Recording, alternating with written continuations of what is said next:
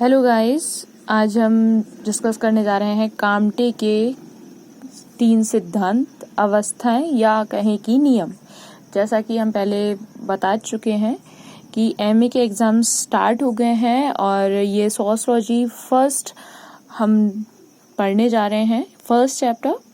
Now we are going to start. Okay, so Comte के हम 3 नियम, अवस्थाएं या कहें कि सिद्धांत। काम्टे ने सामाजिक विचारधारा के क्षेत्र में काम्ट द्वारा प्रतिपादित चिंतन की 3 अवस्थाओं का नियम महत्वपूर्ण योगदान है। यानी कि सामाजिक विचारधारा के क्षेत्र में जो सामाजिक एक विचार आता है, उसके क्षेत्र में काम्टे ने एक बहुत ही महत्वपूर्ण 3 अवस्थाएं उन्होंने अपना योगदान दिया है, जिससे काम्टे का ये जो सिद्धांत है वो कब आया? 1822 में।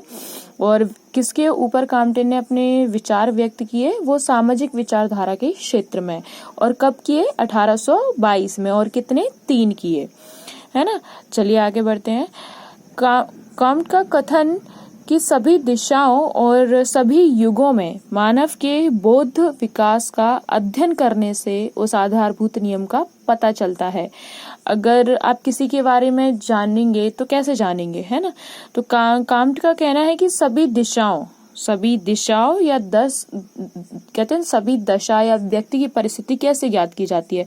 तो मानव की बौद्धिक क्षमता, अपन किसी से भी पूछते हैं कि आप आजकल क्या कर रहे हो, तो उसका पूछते हैं ना, उसकी अवस्था, उसकी विचारधारा का पता लगाते हैं। तो मानव के बौद्धिक विकास का अध्ययन कैसे होता है, उसके आधारभूत नियम हैं, वही काम्टे ने बताए हैं। बुद्धि जो है, मानव की बुद्धि आवश्यक रूप से होती है। इसके ठोस प्रमाण हमारे संगठन के तथ्यों और ऐतिहासिक अनुभवों दोनों में विद्यमान है। क्योंकि कैसे हम बोलते हैं कि जेनेटिक हमें मिलता है, हमारी बुद्धि, हमारे जो कहें कि जेनेटिक हमें मतलब पेरेंट से मिलती है। कुछ किसी की माँ अगर डांसर हैं तो वो बच्चे में अपने आप ही वो डांस का हुनर आ जाता है। तो सेम थिंग है कि हमारे संगठन तथ्यों और ऐतिहासिक अनुभवों, जो हमारे बड़े के अनुभव होते हैं, उनसे विद्यमान होते हैं। उनमें दोनों में ही विद्यमान होते हैं अपनी अपनी जगह पे। ठीक है। नेक्स्ट है कि अपने प्रतिपादित करते हुए काम्टे ने लिखा है, मतलब इसके बारे में जैसे कि हम मनुष्य को मतलब उसकी बौद्धिक विकास, यहाँ पे हम पॉइंट गिनेंगे, सभी युगों में। जैसे कहीं भी हम व्यक्ति को कैसे निर्धारित करते हैं कि व्यक्ति कैसा है, कैसे उसके बुद्धि का पता लगाते हैं। तो बौद्धिक विकास के उसी के ऊपर इस काम्टे के नियम हैं। तो इसका पता हम अपने मनुष्य की बुद्धि उस रूप से, ऐतिहासिक रूप से और संगठन से। सिर्फ 2 लाइन यहाँ इम्पोर्टेंट है कि मनुष्य की बुद्धि और ऐतिहासिक अनुभवों दोनों में विद्यमान है, और ऐसे ही इसका पता चलता है। ठीक है। हमारे ज्ञान की प्रत्येक शाखा अपने नियम में प्रतिपादित करते हुए काम्टे ने यह लिखा है कि हमारी प्रत्येक प्रमुख अवधारणा, हमारी जितनी भी सभी व्यक्ति की, नॉर्मल व्यक्ति की भी प्रत्येक प्रमुख अवधारणा, मोस्ट इम्पोर्टेंट थिंग कौन सी होती है? ज्ञान की प्रत्येक शाखा एक के बाद एक 3 विभिन्न सिद्धांतिक दशाओं से गुजरती है।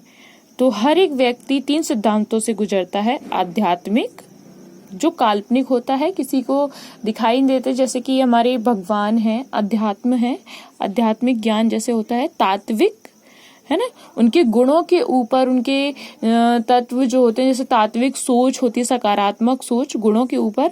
और थर्ड है वैज्ञानिक, प्रत्यक्ष रूप से जो दिखाई दे, साइंस।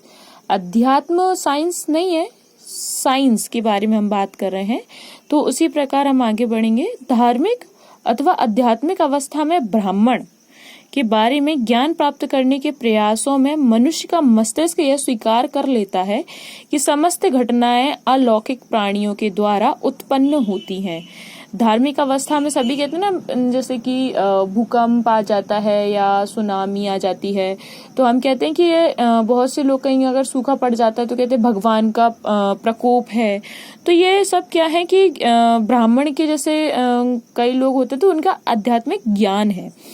ठीक है। उनके मनुष्य की क्या है, मस्तिष्क की क्षमता है, अलौकिक, जैसे अलौकिक शक्तियों के बारे में हम बोलते हैं ना, तो ये भावनाएं हैं अपने अपने मस्तिष्क की, वो स्वीकार कर लेती हैं कि हाँ यही होगा और ये हमने गलती की है। तो इसका सिर्फ यहाँ एक ही इम्पोर्टेंट बात है कि धार्मिक और आध्यात्मिक के बारे में, जैसा पहला पॉइंट है आध्यात्मिक अथवा काल्पनिक, हम उसी के बारे में पढ़ रहे हैं, अभी आगे पढ़ेंगे। और समस्त जितनी भी अलौकिक प्राणियों के द्वारा उत्पन्न होती हैं तात्विक अथवा भावनात्मक अवस्था है ना, इसमें मनुष्य यह स्वीकार कर लेता है, तात्विक में यह स्वीकार कर लेता है, मान लेता है कि जितनी भी घटनाएं हैं उनके पीछे अलौकिक प्राणी नहीं बल्कि अमूर्त का मस्तिष्क, जो तात्विक जैसे मैंने बताया था कि गुणात्मक और उनकी विशेष सोच के ऊपर मतलब निर्भर करता है, तो सेम उसी के ऊपर 2 लाइनें हैं यहाँ पे। तात्विक अथवा भावनात्मक अवस्था में मनुष्य अपने मस्तिष्क को ये मानने पर मजबूर कर देता है, ऐसा मानता है कि जितनी भी घटनाएं हो रही हैं इसके पीछे कोई आध्यात्मिक नहीं है ना, कोई अध्यात्म, कोई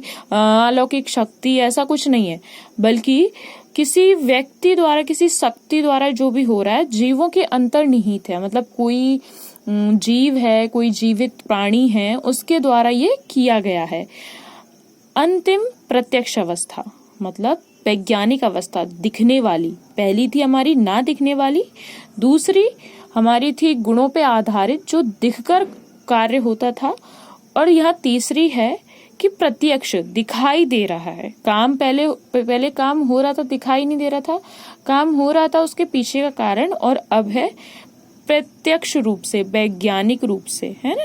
जो चीज पहले की जाती है उसको प्रूफ किया जाता है उसके बाद ही। तो यहाँ है प्रत्यक्ष।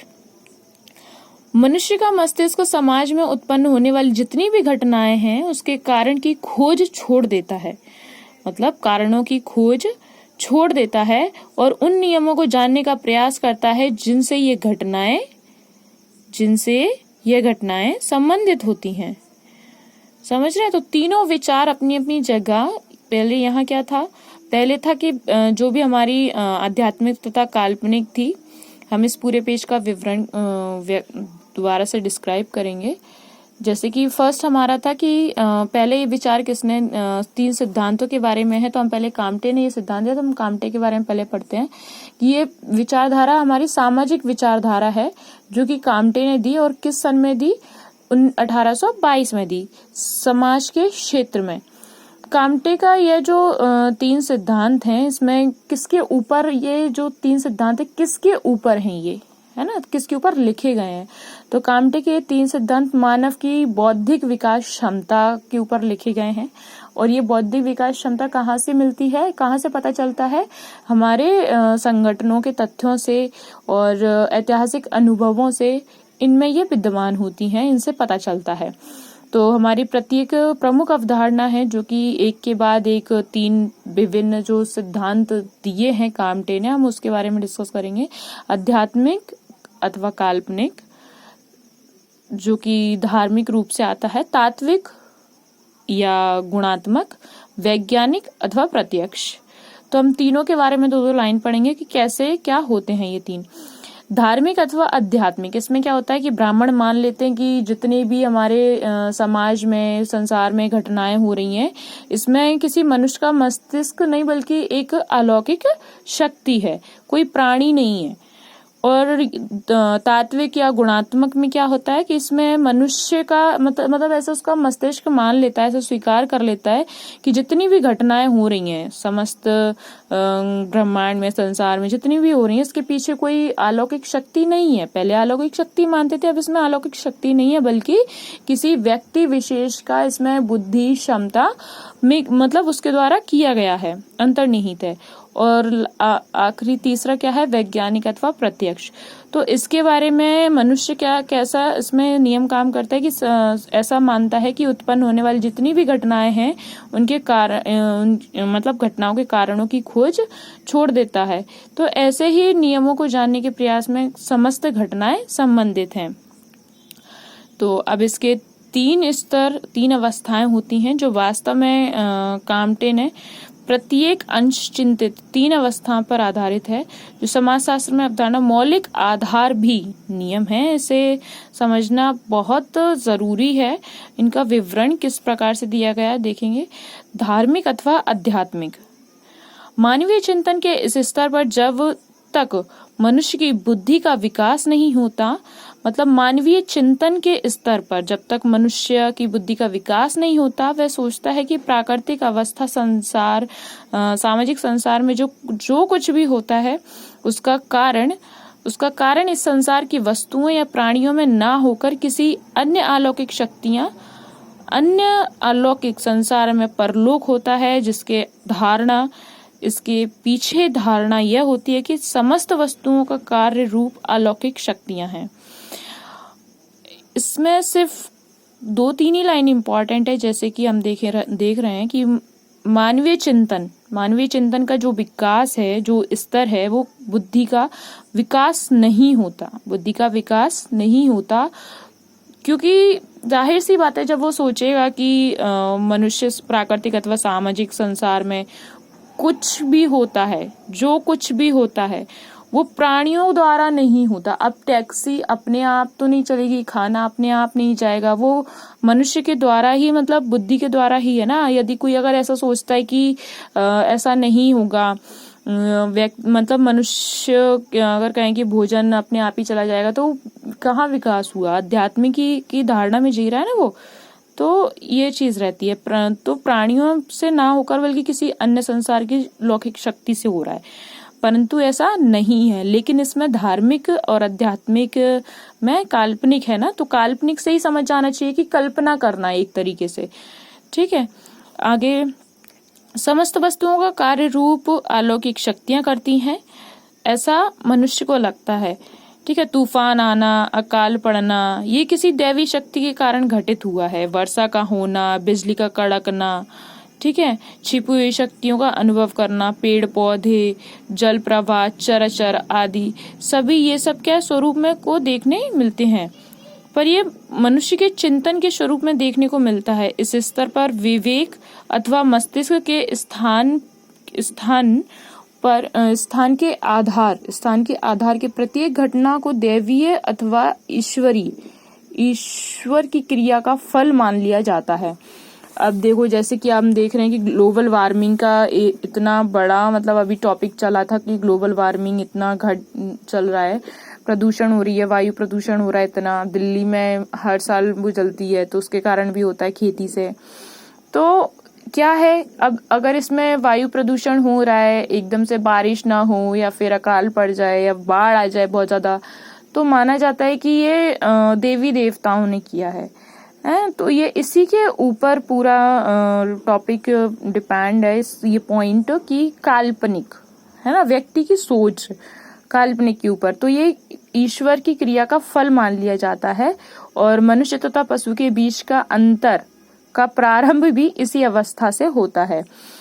फिर अब मनुष्य में और पशु में कोई अंतर रह जाता है क्या? जब आप अपनी इतनी बौद्धिक, अगर आप विकास अपनी बुद्धि का नहीं कर पा रहे हैं, नहीं सोच पा रहे हैं, तो क्या मतलब है फिर, है ना। चलो, इनकी तीनों अवस्थाओं के उप अवस्था भी है जो धार्मिक है। इसमें देखो, जीव सत्तावाद या प्रेतवाद। आध्यात्मिक अवस्था के इस प्रथम चरण में मनुष्य संसार के प्रत्येक पदार्थ को चेतन मानता है। कोई भी वस्तु जड़ नहीं होती। पेड़ पौधे, नदी, बादल अथवा प्राकृतिक की प्रत्येक वस्तुओं में जीवन है, जो कि कुछ हद तक सत्य है। पेड़ पौधे जीवित होते हैं, है ना। वस्तु में ऐसा विश्वास किया जाता है, इसलिए इस अथवा अवस्था में जादू टोने, तंत्र मंत्र पर भी विश्वास किया जाता है। अब देखो, जीवन सत्तावाद या प्रेतवाद में क्या है, प्रेतवाद से ही समझ में आ रहा है आपको, और दूसरा आध्यात्मिक, है ना।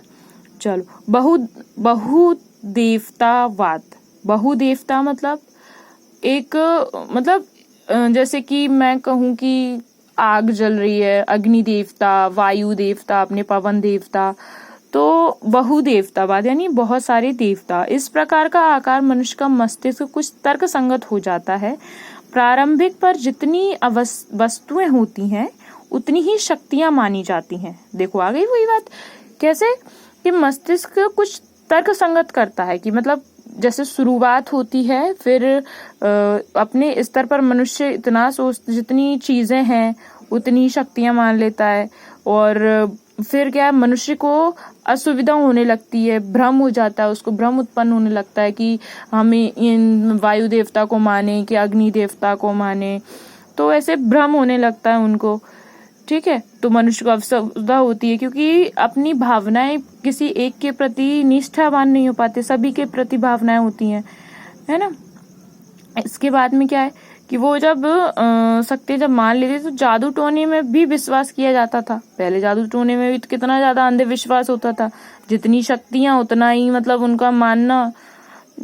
तो मनुष्य की इस असुविधा होती थी, तो मानव ने इस स्तर पर संबंधित विशिष्ट पदार्थ एक एक विशिष्ट देवता का अस्तित्व मान लिया, और यही बहुदेवतावाद की अवस्था है। मतलब इस बहुदेवतावाद का सिर्फ एक ही मेन पॉइंट है कि जो हमने पहले अध्यात्म काल्पनिक पढ़ा, तो उस काल्पनिक के बाद में थोड़ी रचना हुई कैसे कि सभी वस्तुओं, जितनी भी वस्तुएं हैं, जैसे अग्निदेव हुए, पवन देव हुए अपने, है ना, और ऐसे मतलब सभी के बारे में सभी देवता हैं, तो इसमें भ्रम उत्पन्न हो गया।